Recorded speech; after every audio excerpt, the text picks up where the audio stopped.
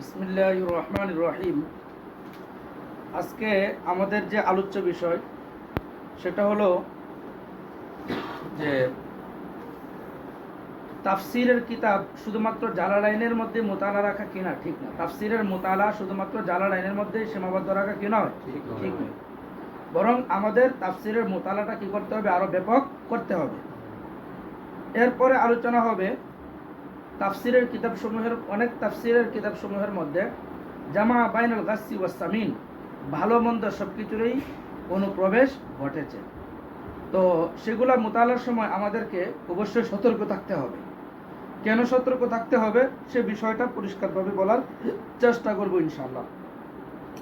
তো আমাদের জালালাইনের বাহিরেও আরও যেসব তাফসিরের সাথে আমাদের সম্পর্ক করে তোলা উচিত, জালালাইনের বাহিরেও আমাদের আরও যেসব তাফসিরের সাথে সম্পর্ক করা উচিত সেগুলো সম্পর্কে মোটামুটি একটা আলোচনা এখানে করা হবে। এরপরে তাফসিরের কিতাবসমূহের মধ্যে কি কি প্রবলেম আছে, কোন কিতাবটার মান কীরকম, সেটা সম্পর্কে ইনশাল্লাহ একটা আলোচনা পেশ করা হবে।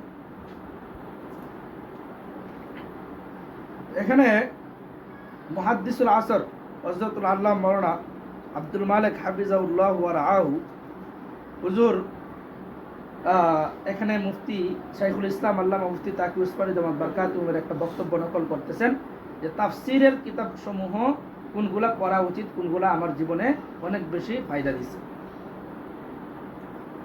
মাওলানা মোহাম্মদ তাকি উসমানী দামাত বারকাতুহু, উস্তাদ মুহতারাম হযরত মাওলানা তাকি উসমানী দামাত বারকাতুহু মাসিক আল বালাগ করাচি গ্রন্থ পরিচিতি বিভাগে বিভিন্ন কিতাবের উপর আলোচনা করেছে। আল কাউসারের শিক্ষার্থীদের পাতায় বিভিন্ন যেমন আলোচনা হয়, যেমন আব্দুল মালিক সাহেব হুজুর এটা ওইখান থেকে মানে দারুল উলুম করাচির আল বালাগ কি আছে পত্রিকা আছে, ওইখানে তাকি সাহেব হুজুরের কি আছে আলোচনা আছে, ওইখান থেকে আছে। তার সেই আলোচনাগুলো গ্রন্থাকারে তাফসিরে নামে প্রকাশিত হয়েছে, তাফসিরে নামে প্রকাশিত হয়েছে। কিতাবটি দেখে ইচ্ছা হলো এই প্রবন্ধটির সূচনা হযরত মাওলানার প্রিয় কিতাবগুলো দিয়েই করি। মাওলানার উলুমুল কুরআন কিতাবটি তালেব ইলম ভাইদের প্রায় সকলেরই সংগ্রহ রয়েছে। আমার মতো মাধ্যমিক ও উচ্চ শ্রেণীতে অধ্যয়নরত কোনো তালেব ইলমই এই কিতাবের অধ্যয়ন থেকে বঞ্চিত থাকা উচিত নয়। উলুমুল কুরআন যেটা আছে। এখন একটা বিষয় তোমরা প্রশ্ন করো যে হুজুর সবাই শাইখুল ইসলাম বলে, এখানে মাওলানা আব্দুল মালিক সাহেব সরাসরি কি মুফতি তাকি উসমানী দামাত বারকাতুহু হুজুরের শাগরিদ, উনি শাইখুল ইসলাম কয় না, কি কয় মাওলানা কয়, বিষয় কি বুঝুন না? কথা সবাই তো শাইখুল ইসলাম মুফতি তাকি উসমানী বলে।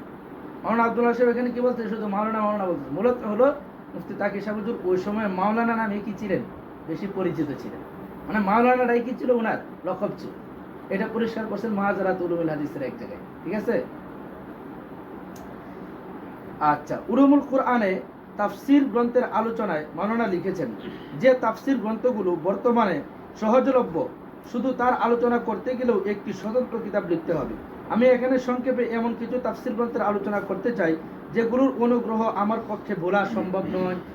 এই তাফসিরগুলোর অনুগ্রহ তাকে সাহেব হুজুর বলতেছেন যে এটা আমার পক্ষে ভোলা সম্ভব নয়, এবং আমার মনে হয়েছে যে সালফে সালিহিন কুরআনি এলেমের সার নির্যাস এই গ্রন্থগুলিতে এসে গেছে।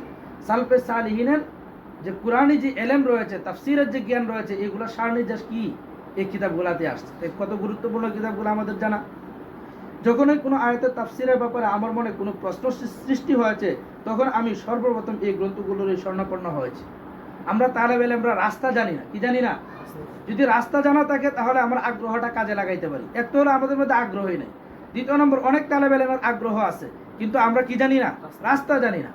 কিন্তু এই সমস্ত কিতাব পড়লে, এই আলোচনাগুলো পড়লে তোমার রাস্তা ক্লিয়ার হয়ে যাবে। তুমি যদি তাফসির সম্পর্কে জানতে চাও তাহলে তুমি হয়তো মাথা ঘোরায় বাইরে কোনটার মধ্যে হাত দেবো, কোনটার আগে কোনটা ধরবো। কিন্তু এখন এই আলোচনাটা শোনার পরে তোমার এগুলা মোটামুটি একটা কি হয়ে যাবে, তোমার ভয়টা দূর হয়ে যাবে যে কোন কিতাবটার মান কতটুকু। এই আলোচনাটা তো অন্তত হুজুরের কাছ থেকে শুনে আসছে। ও তাফসির ইবনে কাসির এটা তো হুজুর বারবার বলছে, এই যে তোমার ভীতি কি হয়ে যাবে, দূর হয়ে যাবে। এজন্য রাস্তাটা আমাদের ক্লিয়ার থাকতে হবে। আমরা যারা সুদীর্ঘ তাফসির গ্রন্থগুলো নিয়মিত অধ্যয়ন করতে পারি না, তাদের জন্য এই গ্রন্থগুলো যথেষ্ট হতে পারে বলে আমি মনে করি। এই যে নিচে আলোচনা করবেন। 1 নম্বর তাফসির ইবনে কাসির। এগুলোর মধ্যে যে কিতাবটির নাম সর্বাগ্রে উল্লেখযোগ্য তা হলো তাফসির ইবনে কাসির। হাফেজ ইমাদউদ্দিন আবুল ফিদা ইসমাইল ইবনে উমর ইবনে কাসির আশ-শাফঈ, মাসলাকের লোক, শাফি মাসলাকের লোক। 774 হিজরিতে ইন্তেকাল। এই গ্রন্থের রচয়িতা তিনি। একে তাফসিরে ইবনে জারির তাবারি এর সারসংক্ষেপ বলাই সঙ্গত। মানে তাফসিরে ইবনে জারির তাবারি এখানে আছে, ওনার ইন্তেকাল 310 হিজরিতে। এটা তাফসির বিল রিওয়ায়ার কিতাব, তাফসিরে ইবনে জারির তাবারি। ওইটার সারসংক্ষেপ বলা যায় কোনটাকে? তাফসিরে ইবনে কাসির। তো 310 মুতাকাদ্দিমিনের ইলমের সারসংক্ষেপ কোথায় আসছে? তাফসিরে ইবনে কাসির 774 হিজরির লোক ওনার কিতাবে আসছে, যা রিওয়ায়াত ভিত্তিক তাফসিরের একটি মৌলিক গ্রন্থ। এর বৈশিষ্ট্য হলো গ্রন্থকার। আচ্ছা, আজহার মেসেজ দিছে যে ক্লাস হবে না আজকে, এটা ঠিক করে নেন তো। হুসাইন ওকে অ্যাড করে নেন যে আজহার কি বলতে চাইতেছে। আমি তো কল দিছি অনেক আগে তোমারে আজহারকে। একে তাফসিরে ইবনে জারির তাবারির সংক্ষেপ বলাই সঙ্গত, যা রিওয়ায়াত ভিত্তিক তাফসিরের একটি মৌলিক গ্রন্থ। এর বৈশিষ্ট্য হলো গ্রন্থকার বহু জয়ীফ ও মওযু রিওয়ায়াত তার কিতাবে পরিহার করেছেন। অন্যান্য তাফসিরগুলো যখন সামনে আলোচনা আসবে একটু পরে দেখবা যে বইগুলোর মধ্যে জয়ীফ এবং মওযু রিওয়ায়াতে ভরপুর। কিন্তু তাফসিরে ইবনে কাসিরের একটা বৈশিষ্ট্য হলো যে উনি এই কিতাবের মধ্যে মওযু রিওয়ায়াতগুলো আনেন না। মওযু রিওয়ায়াতগুলো কি করেন না? আনেন না। আর জয়ীফ রিওয়ায়াত থাকলে এটা চিহ্নিত করে দেন, অন্যান্য গ্রন্থের মধ্যে মওযু রিওয়ায়াত থাকলে এটাও কি করে দেন? উনি চিহ্নিত করে দেন। তো মোটের উপরে এটা একটা ভালো কিতাব, কিন্তু লা তাআদিমুল হাসানা ও জাম্মান, এটা এখানে আসবে আলাজবাতুল ফাজিলার হাসিয়া। লা তাআদিমুল হাসানা ও জাম্মান, যতই সুন্দর ব্যক্তি হোক তার কোনো না কোনো ত্রুটি থাকেই। মানুষ কি করে? তার নিন্দা বর্ণনা করে। তো এই কিতাবের মধ্যেও কিছু ইলাল এবং নাকার সম্পন্ন কিছু রিওয়ায়াত উনার কি চলে আসছে। তারপরও মানুষ তো সব কিছুর পরি, ওহুয়া বাদু বাশারুন ইউখতিউ ওয়া ইউসিব। আচ্ছা, এরপরও যেসব দুর্বল রিওয়ায়াত উল্লেখিত হয়েছে সেগুলোর সনদের সমস্যা ও দুর্বলতার দিক সাধারণত তিনি চিহ্নিত করেছেন, এই রিওয়ায়াত চিহ্নিত করে দিয়েছেন। ইসরাইলি বর্ণনা সমূহের ব্যাপারে তার নীতি অত্যন্ত সংযত, পরিচ্ছন্ন ও খালেস সুন্নাহ ভিত্তিক। খুব সুন্দরভাবে এখানে আলোচনা করছেন। এজন্য একে তো তার রচনায় ইসরাইলি বর্ণনা বেশি উল্লেখিত হয়নি। এরপর যাও প্রসঙ্গত উল্লেখ করেছেন তার সঙ্গে সাধারণত একথাও বলে দিয়েছেন যে এটি ইসরাইলি বর্ণনা। তাহলে এটা পড়লে তোমার কি হবে? ব্যাপক পরিধি পাবে। এজন্য এখনই যারা তাফসিরের সাথে আমি হৃদয়ঙ্গম হতে চাই, আমার তাফসিরের সাথে আমি পরিচিত হতে চাই, তারা তাফসির ইবনে কাসির মোতালা শুরু করে দিই এখন থেকে। মোট কথা, রিওয়ায়াতের বিচারে এটা সবচেয়ে অগ্রগণ্য ও নির্ভরযোগ্য তাফসির গ্রন্থ। তবে এর অর্থ এই নয় যে এই তাফসিরে উল্লেখিত সকল রিওয়ায়াতই সহিহ। সকল কিনা মানে হার রিওয়ায়াত সহিহ, বিষয়টা কিনা এরকম না, যেটা একটু আগে বললাম। কেননা কোথাও কোথাও হাফিজ ইবনে কাসির রহমাতুল্লাহ আলাইহি কিছু জয়ীফ রিওয়ায়াত কোনো মন্তব্য ছাড়াই কি করেছেন? উল্লেখ করেছেন। এখানে আরেকটা বিষয় তোমাদেরকে মনে রাখতে হবে, সেটা হলো তাফসির ইবনে কাসিরের সনদ সহকারে কি উঠছে, মানে রিওয়ায়াতটা আসছে, যে রিওয়ায়াতটা আসতেছে এটা কি সহকারে? সনদ সহকারে। এখন এটা কি ইবনে কাসিরের সনদ? না, এটা কিন্তু কার সনদ না? ইবনে কাসিরের সনদ না। এই সনদটা হলো উনি যে কিতাব থেকে আনতেছে ওই কিতাবের মুসান্নিফের কি সনদ। তোমরা এটা আবার ধোঁকা খাইও না যে তাফসির ইবনে কাসির তো 774 হিজরিতে ইন্তেকাল, মানে ইবনে কাসিরের ইন্তেকাল 774 হিজরিতে, তো উনার সনদ এটা মনে করবা না। কারণ এখানে যে বাস সনদ রিওয়ায়াতটা দেখতেছো, এই রিওয়ায়াতটা কার? কথার কথা তাফসির ইবনে জারির থেকে আনতেছে, তাহলে সরাসরি এই রিওয়ায়াতটা ইবনে জারির তাবারির যে সনদ আছে 300 হিজরি থেকে নিয়ে রাসূল পর্যন্ত, ওই সনদটা এখানে উল্লেখ করছে। অথবা মনে করো কিতাবুত তাফসির বুখারীর মধ্যে একটা রিওয়ায়াত আছে, কিতাবুত তাফসির বুখারীর মধ্যে কি আছে? একটা রিওয়ায়াত আছে, এই রিওয়ায়াতটা এই ওনার তাফসিরে আসছে, তাহলে ওই রিওয়ায়াতটা ওই বুখারীর যে সনদ আছে ওই সনদটা কি করছেন? রাসূল পর্যন্ত যেটা আছে ওইটা উল্লেখ করছেন, ওইটা কিন্তু নিজস্ব সনদ না। কথা বুঝছো? এটা মনে রাখবা। তো এটা গেল তাফসির ইবনে কাসির। তো তাফসির ইবনে কাসির সম্পর্কে 441 নম্বর পৃষ্ঠায় মাওলানা আব্দুল ওয়াহাব আরেকটু কথা বলছেন, দেখো।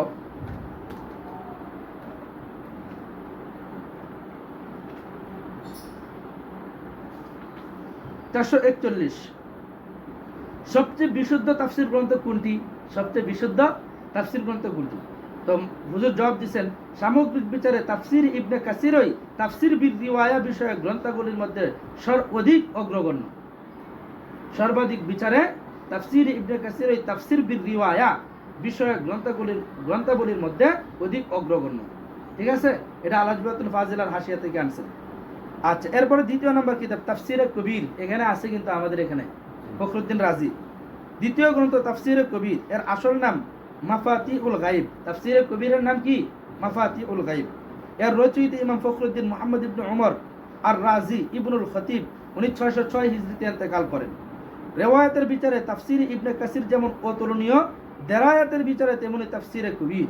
মানে তাফসিরে ইবনে কাসিরে তো রেওয়ায়াত ভরপুর, কিন্তু তাফসিরে কবিরের মধ্যে দেরায়াতান মানে এখানে যুক্তিভিত্তিক এবং বাস্তবতার আলোকে বিশ্লেষণ করে কি করা হয়েছে, বিষয়টাকে বোঝানো হয়েছে। এই কিতাবের 6টি বৈশিষ্ট্য উল্লেখ করে হযরত মাওলানা লেখেন, মানে 6টা বৈশিষ্ট্য উল্লেখ করছেন। উল্লেখ করার পর উনি বলতেছেন, মোট কথা তাফসিরে কবির নানা বৈশিষ্ট্যের অধিকারী একটি গ্রন্থ। আমার ব্যক্তিগত অভিজ্ঞতা হলো, কুরআন বোঝার ব্যাপারে আমি যখনই কোনো জটিলতার সম্মুখীন হয়েছি, তাফসিরে কবির আমাকে রাহনুমাই করেছে। কত সুন্দর কথা বলছে দেখছো।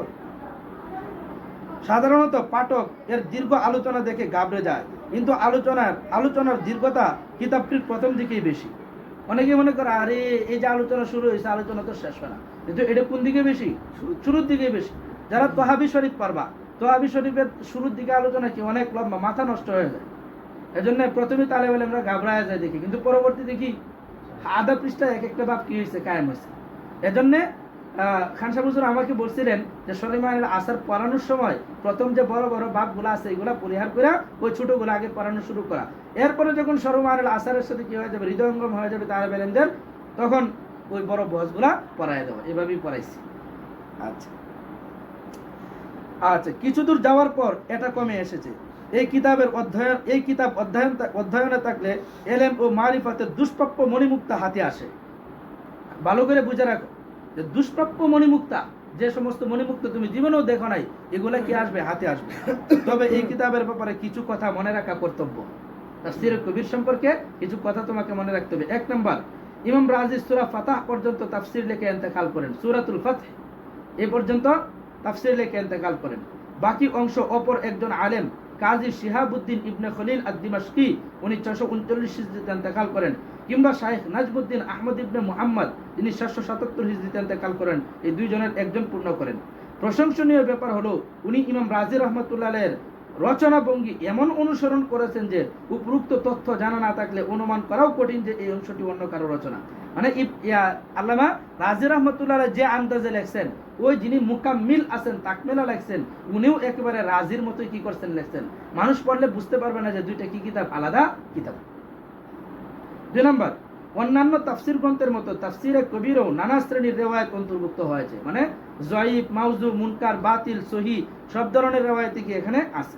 3 নম্বর, অল্প কিছু জায়গায় ইমাম রাজি রাহমাতুল্লাহ আলাইহি মশহুর মুফাসসিরিন থেকে ভিন্ন মত প্রকাশ করেছেন।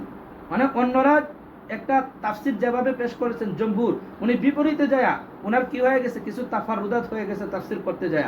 এর মধ্যে একটা কি, যেমন লাম ইয়াকযিব ইব্রাহিম ইল্লা সালাসা কাযিবাতিন, ইব্রাহিম আলাইহিস সালাম কি করছেন, তিন জায়গায় মিথ্যা বলছেন। এই সহিহ হাদিসটিকে সহিহ নয় বলে মত প্রকাশ করেছেন কে? ফখরুদ্দিন রাজি। অথচ এটা কি সহিহ হাদিস না? এই ক্ষেত্রগুলোতে জমহুরের মতকে গ্রহণ করা উচিত। তাই আল্লামা ফখরুদ্দিন রাজির যেখানে তাফারুদাত হয়েছে, সেই তাফারুদাতগুলো নেওয়া যাবে না। জমহুরের যে মত রয়েছে, মসলক রয়েছে, সেটা তখন গ্রহণ করতে হবে। 3 নম্বর কিতাব তাফসিরে আবু সাউদ। তাফসিরে আবু সাউদ শব্দটা, এই তাফসিরের পুরো নাম ইরশাদুল আকলিস সালিম ইলা মা জায়াল কি ইলা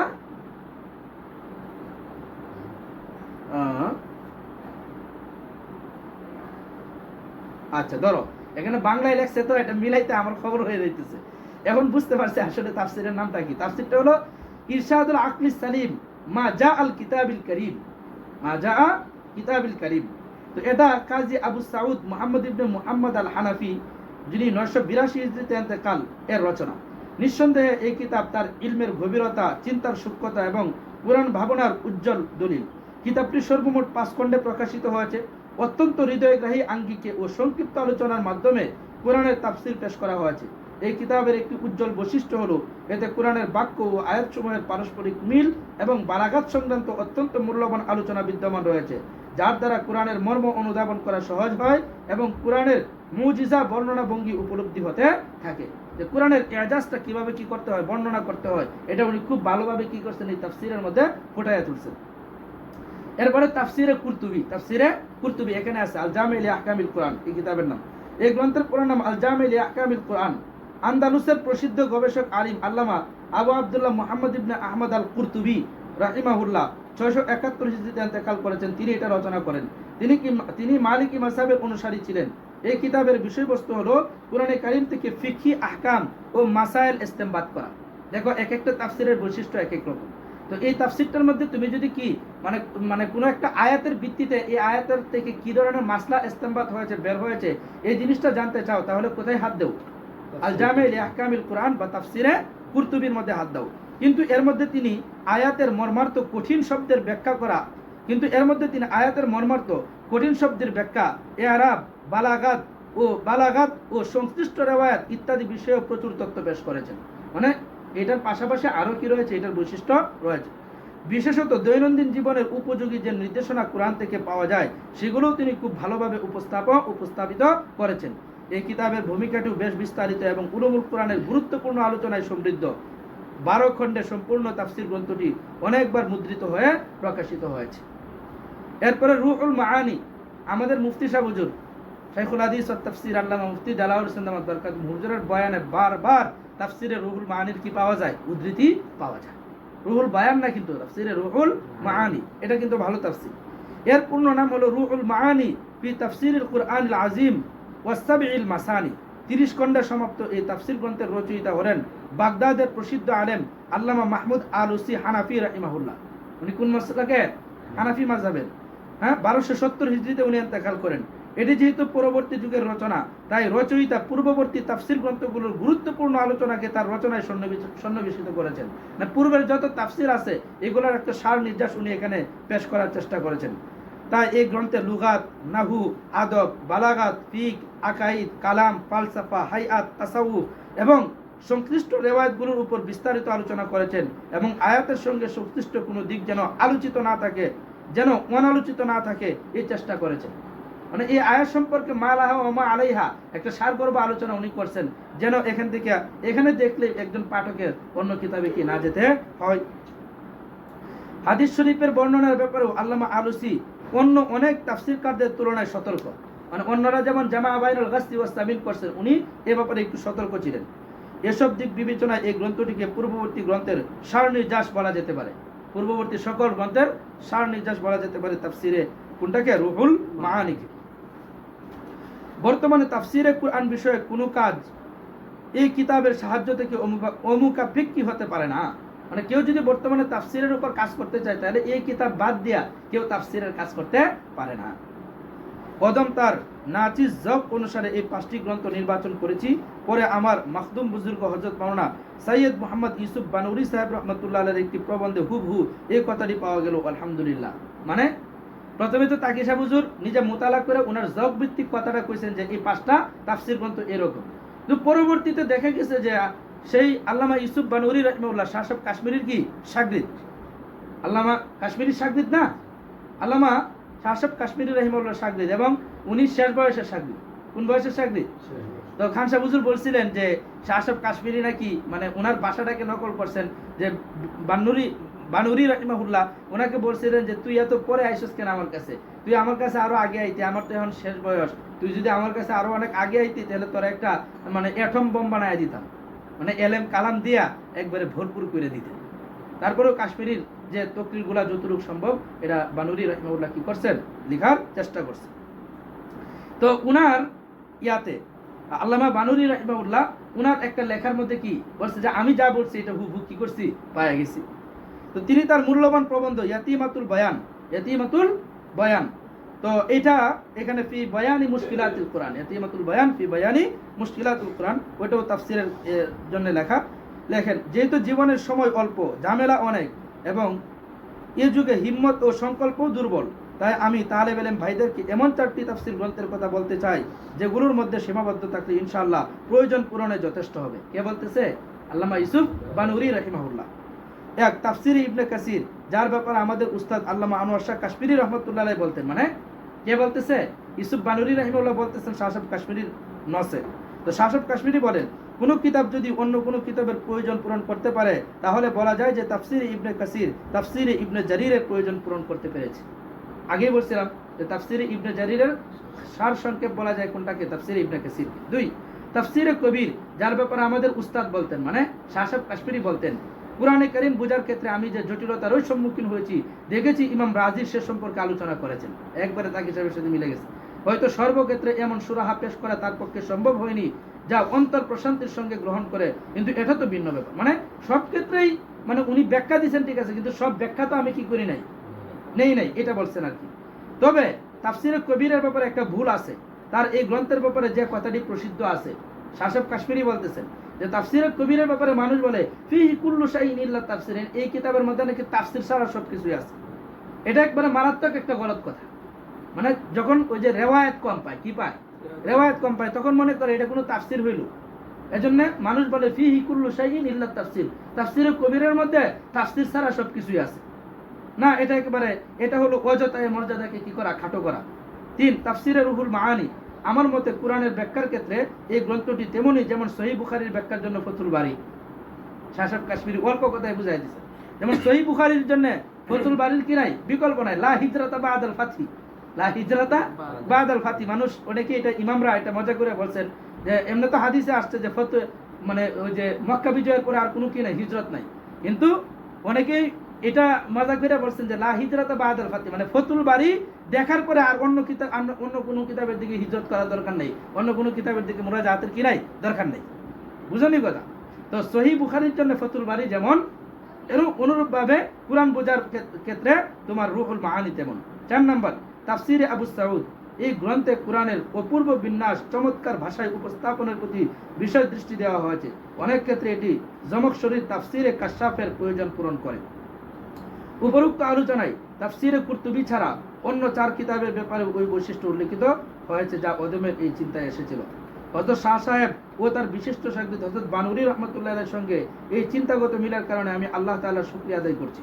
এখন একটা বিষয় বুঝো, যুগের 3 জন ইমাম, শাইখুল ইসলাম আল্লামা মুফতি তাকি উসমানী দামাত বরকাতুহুম, আল্লামা ইউসুফ বানুরী রাহিমাহুল্লাহ, আল্লামা শাসব কাশ্মীরি রাহিমাহুল্লাহ, এই 3 জন বড় বড় ইমাম কয়টা তাফসিরের কথা বলছেন? 4টা 5টা তাফসিরের কথা বলছেন। তাহলে বুঝো এগুলোর কি পরিমাণ গুরুত্ব। এবার বয়ানুল কোরআন ও মারিফুল কোরআন সম্পর্কে আসো। উপরোক্ত আলোচনা আরবি তাফসির গ্রন্থসমূহের ব্যাপারে ছিল।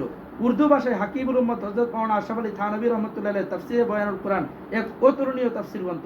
এর যথার্থ মূল্য তখনই বুঝে আসবে যখন মানুষ দীর্ঘ তাফসির গ্রন্থসমূহ অধ্যয়নের পর এই কিতাবের স্বর্ণাপন্ন হবে। মানে অনেক লম্বা লম্বা তাফসিরের সার নির্যাস এই তাফসিরে বয়ানুল কোরআনে চলে এসেছে। তবে কিতাবের উপস্থাপনা শাস্ত্রীয় হয় এবং পারিভাষিক শব্দগুলির ব্যবহার থাকায় সাধারণ উর্দু পাঠকদের জন্য এটা বোঝা কঠিন। মানে এখানে উর্দুটা কি হয়ে গেছে, বেশ কঠিন হয়ে গেছে। এই প্রয়োজনের দিকে লক্ষ্য করে অদমের সম্মানিত পিতা হযরত মাওলানা মুফতি মুহাম্মদ শফি রহমতুল্লাহ মারিফুল কোরআন নামে 8 খণ্ডে একটি বিশদ তাফসির গ্রন্থ রচনা করেন। মানে থানভী লিখছেন কঠিন ভাষায়, আর ইয়া লিখছেন কি মুফতি শফি রহমতুল্লাহ লিখছেন সহজ ভাষায়। এই গ্রন্থে একদিকে যেমন বয়ানুল কোরআনের আলোচনা সহজভাবে উপস্থাপিত হয়েছে, অন্যদিকে বর্তমান সময়ের জীবনযাত্রার নানা অঙ্গে কুরআনী নির্দেশনাকে ব্যাখ্যা করা হয়েছে। পাশাপাশি আধুনিক সভ্যতার বিভিন্ন অনুষঙ্গকে কুরআনী নীতির আলোকে পর্যালোচনা করা হয়েছে। এখন পর্যন্ত উর্দু ভাষার যত তাফসির এসেছে তার মধ্যে এটি স্বতন্ত্র বৈশিষ্ট্যের অধিকারী। এতে সালফে সালিহিনের মাসলাবের পূর্ণ হেফাজতের মধ্য দিয়ে বর্তমান সময়ে প্রয়োজন সমূহ সবচেয়ে সুন্দর ভাষায় উপস্থাপিত হয়েছে। আলহামদুলিল্লাহ, এই তাফসির সর্বমহলে সমাদৃত হয়েছে এবং এর মাধ্যমে প্রভূত উপকার সাধিত হচ্ছে। বুঝে আসছে? এরপরে আরো 4টা তাফসির গ্রন্থের বলবে, মানে আমি যেন তাফসিরের সাথে কি হইতে পারি, রিলেটেড হইতে পারি। আরো 4টি তাফসির গ্রন্থ সম্পর্কে হযরত বানুরী রহমাতুল্লাহ আলাইহির মূল্যায়ন। আল্লামা ইউসুফ বানুরী রাহিমাহুল্লাহ, হযরত মাওলানা সৈয়দ মুহাম্মদ ইউসুফ বানুরী রহমাতুল্লাহ আলাইহির আলোচনার একটি অংশ উস্তাদ মুহতারামের উদ্ধৃতিতে উল্লেখিত হয়েছে। মানে তাকি সাহেবের উদ্ধৃতিতে উল্লেখিত একটু আগে। উক্ত আলোচনার শেষ অংশটুকু এখানে সংক্ষিপ্ত আকারে কিছুটা সংযোজন সহ উল্লেখ করে দিচ্ছি। বানুরী রহমাতুল্লাহ আলাইহি উক্ত 4 কিতাবের আলোচনার পর আরো 4টি কিতাবের কথা বলছেন। 1 নম্বর, তাফসিরে জাওয়াহিরুল কোরআন, শেখ জাওয়াহিরি তানতাবী রাহিমাহুল্লাহ, শেখ জাওহিরি তানতাবী রাহিমাহুল্লাহ। আল্লাহ তাআলার কুদরত বিষয়ক আয়াতগুলোর ব্যাপারে আধুনিক বিজ্ঞানের তত্ত্বাদি জানার জন্য এই কিতাব অধিক উপকারী। মানে আয়াতুল্লাহ, মানে আল্লাহ পাকের কুদরত আছে না অনেক আয়াতের মধ্যে, আল্লাহ পাকের আলা উল্লাহ যেটাকে বলা হয়, কি বলা হয়, আলা উল্লাহ, এবং এটাকে বর্তমানের বিজ্ঞানের সাথে কি করে মিলায়া দেওয়া, কি দেওয়া, মিলায়া দেওয়া, এটা এখানে খুব কাজটা করছে। তবে রিওয়ায়াতের তাহকিকের ব্যাপারে এই কিতাবের উপর নির্ভর করা যায় না। তবে এখানে যে হাদিস সংক্রান্ত যেসব রিওয়ায়াত আসবে, উনি যে হুকুমগুলো দিচ্ছেন এই হুকুমের উপর এতেমাদ করা যাবে না। এবং আধুনিক বিজ্ঞানের বিভিন্ন তত্ত্বাদি আয়াতের সঙ্গে মিলানোর যে স্বীকৃত নীতিমালা রয়েছে সেদিকেও লক্ষ্য রাখা এই কিতাব থেকে উপকৃত হওয়ার প্রধান শর্ত। 2 নম্বর, তাফসিরুল মানার, রশিদ রাজা মিস্ত্রি এখানে আছে তাফসিরুল মানার 12 খণ্ডে। সূরা ইউসুফ পর্যন্ত যুগোপযোগী ও স্বাভাবিক পন্থায় কোরআনের অর্থ বোঝার ক্ষেত্রে এই কিতাব উপকারী। তবে মনে রাখতে হবে যে কিছু ক্ষেত্রে লেখক আহলুস সুন্নাহ ওয়াল জামাতের মূল ধারা থেকে বিচ্যুত হয়েছেন। রশিদ রাজা উনি অনেক সময় দেখা গেছে মুস্তাশরিকিনদের মানে কবলে পড়ে গেছেন, ওনার চিন্তা আর মুস্তাশরিকিনদের চিন্তা মিলে গেছে। এজন্য এখানে তোমার সতর্ক থাকতে হবে। এবং আরো কিছু জায়গায় তার উপস্থাপনা ভঙ্গি এমন যা পাঠককে বিভ্রান্তে ফেলতে পারে। যাদের স্বচ্ছ দ্বীনি ও ইলমি রুচি নেই তাদেরকে কি করতে পারে, এখানে বিভ্রান্তিতে ফেলতে পারে, এটা মনে রাখতে হবে। 3 নম্বর গারাইবুল ফুরকান, নিজামউদ্দিন হাসান নিশাপুরী রহমাতুল্লাহ আলাইহি। এটা হলো তাফসির। এটি কিছু প্রয়োজনীয় সংযুক্তি সহ তাফসিরে কবিরের এই সারসংক্ষেপ। উপরোক্ত সবগুলো তাফসির অধ্যয়নের সুযোগ যাদের নেই তারা গারাইবুল কুরআন ও তাফসিরে আবু সাউদ পড়তে পারেন। ব্যস্ত মানুষের জন্য কুরআনী মর্ম হৃদয়ঙ্গম করার জন্য এই 2 তাফসিরই যথেষ্ট হতে পারে। কে বলতেছে? মাওলানা মানে ওই যে ইউসুফ বানুরী রাহিমাহুল্লাহ। 4 নাম্বার, কেউ যদি শুধু একটি তাফসির পড়তে চান তাহলে বড় তাফসিরে আগ্রহী হলে তাফসিরে রুহুল মাআনি উত্তম, আর ছোট তাফসির পড়তে চাইলে আব্দুর রহমান সালাবি আল জাযাইরি কৃত তাফসিরুল জাওয়াহিরুল হিসান উপকারী হবে, যা তাফসিরে ইবনে আতিয়ার চমৎকার সারসংক্ষেপ হওয়ার পাশাপাশি লেখক বিভিন্ন শাস্ত্রের 100 কিতাব অধ্যয়ন করে অনেক মূল্যবান বিষয় এতে সংযোজন করেছেন। তো বড় তাফসির পড়তেছিলে রুহুল মাআনি, আর ছোট তাফসির পড়তেছিলে আব্দুর রহমান সালাবি, মানে তাফসিরে সালাবি পড়া যায়। 5 নাম্বার, উর্দু ভাষায় কোরআনী মর্ম হৃদয়ঙ্গম করার জন্য হযরত শাইখুল হিন্দ রাহমাতুল্লাহ আলাইহি ও মাওলানা শাব্বির আহমদ উসমানী রাহমাতুল্লাহ আলাইহি তাফসিরি টিকাগুলো অধ্যয়ন করা উচিত। আরবি গ্রন্থাদি এই কিতাবের প্রয়োজন পূরণ করে না। এটি বর্তমানে আব্দুল মালিক সাহেবের ইয়া সহ তাহকিক সহ বাংলায় কি হয়ে গেছে, এগুলা বের হয়ে গেছে। এই সমস্ত তাফসিরে শাইখুল হিন্দ এগুলা বের হয়েছে। উপরোক্ত কিতাবগুলো হ্যাঁ বের হয়েছে। তো উপরোক্ত কিতাবগুলো সবগুলোই মুদ্রিত, তবে কিছু কিতাব একেবারেই সহজলভ্য না হলে একদম দুর্লভ নয়। উস্তাদে মুহতারামের অন্যান্য প্রিয় কিতাবের আলোচনা আগামী সংখ্যায় করবো ইনশাআল্লাহ। আচ্ছা, তাহলে এখানে তাফসির সম্পর্কে আমরা মোটামুটি একটা কি পাইলাম, একটা বক্তব্য পাইলাম যে আমরা কোন কোন তাফসিরের সাথে আমরা আমাদের সম্পর্ক করে তুলতে পারি। বুঝে আসছে? এবার হলো দ্বিতীয় আলোচনা। তাফসির মুতালার সময় সতর্কতা অবলম্বন করতে হবে। তাফসির মুতালার সময় কি করতে হবে? খুবই সতর্কতা অবলম্বন করতে হবে। এটা আল আজবিবাতুল ফাজিলা লিল আসইলাতিল আশারাতিল কামিলা, আল্লামা আব্দুল হাই লুকনবী রাহিমাহুল্লাহ উনি ওনার কিতাবের মতনের মধ্যে কিছু আলোচনা করছেন। আর এক একটা আলোচনার নিচে আল্লামা শাইখ আব্দুল ফাত্তাহ আবু উদ্দার রাহিমাহুল্লাহ উনি টিকার মধ্যে আরো সুন্দর বিশ্লেষণ আলোচনা করছেন, বিশ্লেষণধর্মী আলোচনা করছেন। তো শাইখ আব্দুল ফাত্তাহ আবু উদ্দার রাহিমাহুল্লাহ এই টিকার নাম হলো আত-তালিকাতুল হাফিলা আলাল আজবিবাতিল ফাজিলা। আত-তালিকাতুল হাফিলা আলাল আজবিবাতিল ফাজিলা। তো এই আলোচনাটা তোমরা খুব ভালোভাবে পড়বা যে আসলে কোনো কিতাব থেকে অন্ধভাবে কি করা যায় না, ইস্তেফাদা করা যায় না। বিশেষ করে তাফসিরের কিতাব থেকে অন্ধভাবে কি করা যাবে না, ইস্তেফাদা করা যাবে না। এক একটা তাফসিরের মধ্যে কি পরিমাণ কি রিওয়ায়াত এসেছে এটা এই আলোচনাটা পড়লে তোমাদের বুঝে আসবে। হ্যাঁ, বুঝছো নি কথা? তো এখানে 101 নম্বর পৃষ্ঠা থেকে আলোচনা শুরু হচ্ছে। তো মতনও পড়ব, পাশাপাশি আমি টিকাও পড়ব। তো এখানে মতনের মধ্যে আল্লামা আব্দুল হাই লুকনবী রাহিমাহুল্লাহ উনি উল্লেখ করতেছেন ওয়াফি মিনহাজুস সুন্নাহ লিইবনে তাইমিয়া, মিনহাজুস সুন্নাতিন নববিয়্যা শাইখুল ইসলাম ইবনে তাইমিয়া।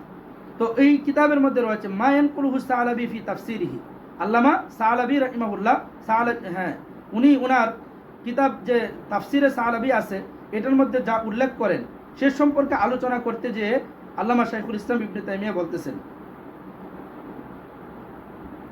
তো উনি 487 হিজরিতে ইন্তেকাল করেন। আল্লামা সালাবি রাহিমাহুল্লাহ 487 হিজরিতে ইন্তেকাল করেন। তো লাকাদ আজমা আহলুল ইলমি বিল হাদিস আন্নাহু ইয়ারবি তাইফাতাম মিনাল আহাদিসিল মাওযুআ, সমস্ত মুহাদ্দিসিনে কেরাম এ ব্যাপারে ঐকমত যে এই তাফসিরের মধ্যে উনি কি করেন, অনেক মওযু হাদিস রওয়ায়াত করেন। কাল হাদিস আল্লাযী ইয়ারবিহি ফি আউয়ালি কুল্লি সূরাতিন ওয়া আমসালি যালিকা, প্রত্যেক সূরাতে এক একটা কি করছেন, এক একটা সূরার ফজিলত বর্ণনা করে দিয়েছেন। তাহলে কি প্রত্যেকটা সূরার ব্যাপারে কি ফজিলত আছে নাকি? যেখানে আছে ওইটা ঠিক আছে, কিন্তু সব হার সূরার শুরুতে এক একটা ফজিলত নির্ধারণ করে দিয়েছেন, এটা প্রবলেম। ওয়ালিহাযা ইয়াকুলুনা হুয়া কাহাতিবিল লাইলিন, এজন্য অনেকে বলছেন এটা হলো কিসের মতো, হাতিবিল লাইল, ওই রাতের বেলা যখন কি টুকায়, লাকড়ি টুকায়, কাঠুরির মতো তার অবস্থা।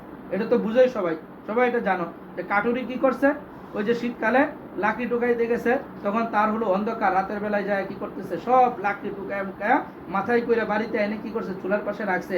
আসলে ওই সময় শীতকাল থাকার কারণে সে একটা সাপ ও কি করে ফেলছে, ওই লাকড়ির ভিতরে করে নিয়ে আসছে। এরপরে যখন সে মানে রান্না করতে গেছে চুলার পাশে, তখন আস্তে আস্তে যখন গরম হয়েছে তখন সাপের ঘুম ভাঙছে, বুঝো না কথা, তখন হঠাৎ করে সে কাঠুরি কি মেরে দিছে, সবল মারে দিছে, কাঠুরি মারা গেছে। তো এটা হলো কাহাতিবিল ইলম, মানে ভালো মন্দ সব তুমি কি করছো একসাথে নিয়ে আসছো, আত্মঘাতী হামলা হয়েছে নিজের উপর। তো এই তাফসীর সম্পর্কে দেখো নিচে দিয়ে আরো আছে, লেখা আছে وقال ابن تيمية في منهاج السنة أيضا, شيخ الإسلام ابن تيمية منهاج السنة আরো বলেন علماء الجمهور متفقون على أن ما يرويه الثعلبي وأمثاله لا يحتجون به لا في فضيلة أبي بكر وعمر, যে সমস্ত মানে জমহুর উলামায়ে কেরাম এর ব্যাপারে ঐক্যমত যে আল্লামা সালিবি রাহিমাহুল্লাহ এবং তার মতো আরো মুফাসসির যারা রয়েছেন তারা যা কিছু বর্ণনা করেন তাদের তাফসীরের মধ্যে তা আবু বকর উমরের ফজিলতের ব্যাপারে এবং মানে আবু বকর উমরের ফজিলতের ব্যাপারে অনেক হাদিস আসছে, সেগুলোর ইহতিজাজ করা যাবে না। ওয়ালা ফি ইসবাতি হুকম মিনাল আহকাম, কোনো হুকুম সাব্যস্ত করার ক্ষেত্রে অনেক riwayat এসেছে, সেগুলোও ধর্তব্য হবে না। ইল্লা আইয়ুলামা সুবুতুহু বিতরিকিহি, হ্যাঁ তবে যে রিওয়ায়াতের ব্যাপারে জানা যায় যে এটা ভালো শুধু এটা নেওয়া যাবে, ঢালাও ভাবে তার সকল রিওয়ায়াত কি করা যাবে না, নেওয়া যাবে না। আচ্ছা, এরপরে ওয়াহাকাযা আল ওয়াহিদি তিলমিজুহু ওয়া আমসালুহুমা মিনাল মুফাসসিরিন ইয়ানকুলুনা as-সহিহ ওয়াজ-যায়ীফ। তো আল্লামা সালিবির শাগরিদ হলো আল্লামা ওয়াহিদি এবং তাদের মতো অন্যান্য মুফাসসিরিনরাও তারা সহিহ যায়ীফ কি করেন তাদের তাফসীরের মধ্যে নকল করেন। তো এবার দেখো আল্লামা ওয়াহিদি উনি তো আসলে আদিব ছিলেন, নাহবি ছিলেন এবং উনি সালিবির শাগরিদ। তো 468 হিজরিতে ইন্তেকাল, কত হিজরিতে ইন্তেকাল? 468। উস্তাদের ইন্তেকাল 427, ওনার ইন্তেকাল 468 হিজরিতে। তো ওনার ব্যাপারে قال شيخ شيوخنا العلامة محمد بن جعفر القطاني في الرسالة المستطرفة, আর রিসালাতুল মুস্তাতরাফার মধ্যে মুহাম্মদ ইবনে জাফর আল কাত্তানি উনি বলেন ওয়ালাম ইয়াকুন লাহু ওয়ালা লিশাইখি আস-সালাবি কাবীরু বিজাআতিন ফিল হাদিস বাল ফি তাফসীরিহিমা ওয়া খুসুসান আস-সালাবি আহাদিস মাওযুআ ওয়া কিসাসুন বাতিল। আসলে এই দুইজন শাগরিদ এবং উস্তাদ, এই দুইজনের ইলমি হাদিসে কি ছিল না, খুব বেশি দক্ষতা ছিল না। এই ইলমি হাদিসে কি ছিল না, তাদের খুব দক্ষতা ছিল না। এই কারণে তাদের তাফসীরের মধ্যে অনেক মাওযু এবং বাতিল ঘটনা ঢুকে গেছে। আচ্ছা, এরপরে জয়ীফের পাশাপাশি মাওযু তো আছেই, যেমন শাইখুল ইসলাম ইবনে তাইমিয়া আরো দেখাইছেন বাল ওয়াল মাওযু কামা সাইসারিহু বিহি ইবনে তাইমিয়া বাদা কালিলিন ওয়া কামা সাররা বি আইদান ফি মিনহাজিস সুন্নাহ আইদান ফি মাওয়াতিন কাসীরা। আচ্ছা, তো আল্লামা ইবনে তাইমিয়া ওয়া ইয়াতাহাদ্দাসু আন তাফসীরিল বাগাবী, তাফসীরে বাগাবী সম্পর্কে আলোচনা করতে যায় বলেন ওয়ালাম ইয়াজকুরুল আহাদিস আল্লাতী তাজহারু লিউলামাইল হাদিস আন্নাহা মাওযুআ কামা ইয়াফআলুহু গায়রুহু মিনাল মুফাসসিরিন কাল ওয়াহিদি আস-সালাবি ওয়া কায-জামাখশরী ওয়া গায়রি মিনাল মানে আল্লামা ইবনে কি বলে বাগাবী রাহিমাহুল্লাহ তার তাফসীরের মধ্যে একবারে কাঁচা কাঁচা মওযুগুলা কি করেন না, উল্লেখ করেন না, তবে কাঁচা কাঁচা মওযু উল্লেখ করেন অন্যান্য মুফাসসির যেমন ওয়াহিদি, সালাবি, জামাখশরী, অন্যান্য মুফাসসিররা। আই বুঝে আসছে কথা? এই সমস্ত মাওযু যারা যে সমস্ত মাওযুগুলো মুহাদ্দিসিন মুফাসসিরিনে কেরাম তাদের এর মধ্যে উল্লেখ করেন, ঢালাওভাবে উল্লেখ করেন, এর মধ্যে একটা হলো আল আহাদিস আল্লাতী ফি ফাযাইলিস সুওয়ার সূরাতান, প্রত্যেকটা সূরার কি করে দেওয়া, এক একটা ফজিলত বলে দেওয়া। আল্লাতী ইয়াজকুরুহা সালাবি ওয়াল ওয়াহিদি ফি আওয়াইলি কুল্লি সূরাতিন, এটা আল্লামা সালাবি এবং ওয়াহিদি তাদের কিতাবের শুরুতে উল্লেখ করেন। ওয়াজকুরুহা জামাখশরী ফি আখিরি কুল্লি সূরাতিন, আর জামাখশরী এটা উল্লেখ করে প্রত্যেকটা সূরার শেষে। প্রত্যেকটা সূরার ফজিলত এটা সালাবি এবং কি বলে ওয়াহিদি উল্লেখ করে কিতাবের মানে সূরার শুরুতে, আর আল্লামা জামাখশরী উল্লেখ করে শেষে। ওয়াহিয়া কাযিবুন মাওযুআতুন বিইত্তিফাকি আহলিল হাদিস, এটা কিন্তু মাওযু বাতিল, এটা মনে রাখতে হবে। ওয়ালিহাদা, এই কারণেই লাম্মা কানাল বাগাবী আলিমান বিল হাদিস আলামা বিহি মিনাস সালাবি ওয়াল ওয়াহিদি, যেহেতু আল্লামা বাগাবী রাহিমাহুল্লাহ উনি হাদিস সম্পর্কে সালাবি এবং ওয়াহিদি থেকে কি জানতেন, বেশি জানতেন। ওয়া কানা তাফসীরুহু মুখতাসারা তাফসীরি সালাবি, আর তার তাফসীরটা আবার কি, বাগাবীর তাফসীরটা তাফসীরে সালাবির ইখতিসার। এজন্য লাম ইয়াজকুর ফি তাফসীরি শাইআন মিনাল হাদিসিল মাওযুআ আল্লাতী ইয়ারবিহা সালাবি, সালাবি যা উল্লেখ করে উনি কি করেন না, বাগাবী সেগুলো উল্লেখ করেন না। ওয়ালা যাকারা তাফাসির আহলিল বিদআ আল্লাতী ইয়াজকুরুহা সালাবি, এবং আহলে বিদআতীদের যে তাফসীর আল্লামা সালাবি উল্লেখ করেন সেটা কি করেন না, বাগাবী উল্লেখ করেন না।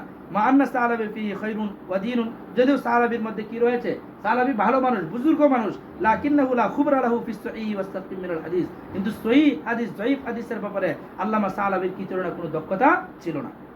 ওয়া আম্মা আহলুল ইলমিল কিবার আসহাবুত তাফসীর, আর আরো যাদেরকে আমরা মুফাসসির হিসেবে চিনি, এই ফন্টটাই যাদের কি ছিল, তাফসীর ছিল, বড় বড় মুফাসসির হিসেবে চিনি, যেমন তাফসীরে মুহাম্মদ ইবনে জারির আত-তাবারি, তাফসীরে বাকি ইবনে মাখলাদ ও ইবনে আবি হাতিম। বাকি ইবনে মাখলাদ যেমন তাফসীর আছে, ওনার কিন্তু মুসনাদও আছে। মুসনাদে বাকি ইবনে মাখলাদ হলো পৃথিবীর মধ্যে সবচেয়ে বড় মুসনাদ, পৃথিবীর মধ্যে কি সবচেয়ে বড় মুসনাদের কিতাব। এখানে প্রায় 50,000 হাদিস আছে। কত হাজার হাদিস? 50,000 হাদিস আছে। মুসনাদে আহমদ তো আমরা জানি সবচেয়ে বড়, এখানে আছে 30,000, কিন্তু তাফসীরে কি বলে মুসনাদে বাকি ইবনে মাখলাদে আছে কত হাজার? 50,000। তো ওই বাকি ইবনে মাখলাদ ওয়া ইবনে আবি হাতেম এবং তাফসিরে ইবনে আবি হাতেম, ওয়া আবি বকর ইবনুল মুনজির এবং তাফসিরে আবু বকর ইবনুল মুনজির আছে। তো এইগুলোর ব্যাপারে কি মত? ফালাম ইয়াসকুরু ফিহা মিসলা হাযিল মাওযুআত, তারা এই ধরনের কাঁচা কাঁচা কি করেন না, মাওযু উল্লেখ করেন না। দা মান হুয়া আলামু মিনহুম, এবং তাদের চেয়েও আরো যারা ভালো ছিলেন, যেমন তাফসির আহমদ ইবনে হাম্বল, তাফসির ইসহাক ইবনে রাহুয়া, তারাও ঢালাওভাবে কি করেন না, মাওযু উল্লেখ করেন না। বাল ওয়ালা ইয়াসকুরু মিসলু হাযা ইনদা আব্দ ইবনে হুমায়দ ওয়া আব্দুর রাজ্জাক, তাফসির আব্দ ইবনে হুমায়দ, তাফসির আব্দুর রাজ্জাক, এগুলোর মানও ভালো, কারণ এগুলোর মধ্যে ঢালাওভাবে উল্লেখ হয় না। তবে মা আন্না আব্দুর রাজ্জাক কানা ইয়ামিলু ইলা তাশাইয়্যুর, আব্দুর রাজ্জাক শিই ছিলেন না, মুস্তান্নাফ আব্দুর রাজ্জাকের লেখক, উনি কিন্তু কি ছিলেন, শিই ছিলেন, মানে শিয়া ছিলেন, যে কারণে তাফসিরের ক্ষেত্রে কিছুটা উলটপালট হয়েছে। যদিও উনি মুহাদ্দিস ছিলেন, কিন্তু ব্যাখ্যার ক্ষেত্রে ওনার কি হয়ে গেছে, কিছু প্রবলেম হয়ে গেছে, ওই যে মাযহাবী তাআসসুব ওনার ক্ষেত্রে কাজ করছে। ওয়ারবি কাসীরা মিন ফাযাইল আলী রাদিয়াল্লাহু তাআলা আনহু কানা যায়ীফাতান, ওই যে আলী রাদিয়াল্লাহু তাআলা পক্ষ নিছেন, তো এখানে যায়ীফ রিওয়ায়াত হলে উনি প্রচুর পরিমাণ কি করেছেন, উল্লেখ করেছেন। এরপরে শেষ করতেছি এখানে আব্দুল আল কবির বক্তব্য, এরপরে ঠিক আসতেছি। ওয়াকাদ আজমা আহলুল ইলমি বিল হাদিস, সমস্ত মুহাদ্দিসিনে কেরাম একমত, আলা আন্নাহু লা ইয়াজুজুল ইস্তিদলাল বিমুজাররাদি খাবরিন ইয়ারবিহিল ওয়াহিদ মিন জিনসি সালাবি ওয়ান নাক্কাশ ওয়াল ওয়াহিদি, যে সমস্ত তাফসীর, মানে যে সমস্ত riwayat আল্লামা সালাবি, নাক্কাশ, আল্লামা ওয়াহিদি, এই ধরনের মুফাসসিররা কি করেন, উল্লেখ করেন, এগুলোর দ্বারা কি করা যাবে না, ইহতিজাজ পেশ করা যাবে না, মানে তাহকিক ব্যতীত। কারণ তাদের কিতাবের মধ্যে লিকাসরাতি মা ইয়ারবাউনাহু মিনাল হাদিস ওয়া ইয়াকুনু যায়ীফান বাল মাওযুআন, যায়ীফ মাওযু একেবারেই কি এখানে বরবর। এজন্য তাহকিক সহকারে তোমার কি করতে হবে, এটা নিতে হবে, গ্রহণ করতে হবে। আর বুঝে আসছে? আচ্ছা, এরপরে এবার আমি হাসিয়াটা পড়তেছি।